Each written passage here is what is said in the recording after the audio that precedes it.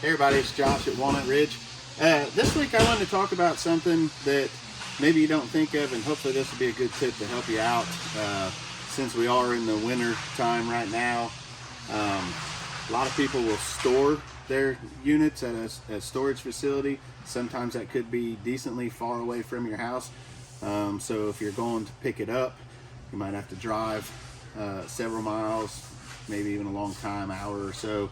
Depends on where you store it at. But during the wintertime, one thing you don't think about, you probably notice it on your cars or your trucks when you go out, but you have that temperature swing where, you know, not too long ago we were in the negatives, and then just the other day we were in the 60s. So you have these warm and cold temperature swings, and that really does a lot to the air pressure in your tires. So your trailer's sitting at a storage facility somewhere all winter long going through these temperature swings, and then you can see, like this one for instance has been here on our lot for a little bit waiting to get some service done, and these two tires on this side are pretty low. You wouldn't want to take this down the highway like this because these sidewalls are going to heat up, and then eventually they're just going to wear out, and then you have the potential for a blowout.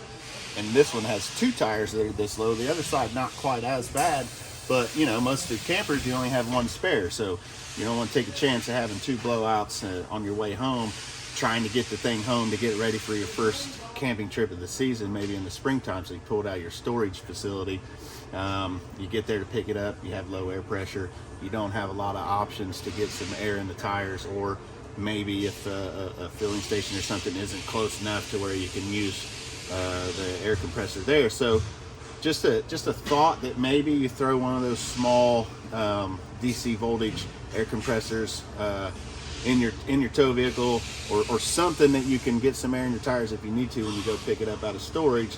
Hopefully that'll help save a large headache, you know, on your way to wherever you're taking it to get ready to go on your first camping trip, and you won't have a blowout and then potentially damage all this metal and the underbelly and anything that might be in the trailer right above that. So just a thought, and hopefully a good tip to help you out. Maybe carry a little spare small compressor with you in your vehicle, so when you go pick it up out of storage, you'll be good to go on your first camping trip.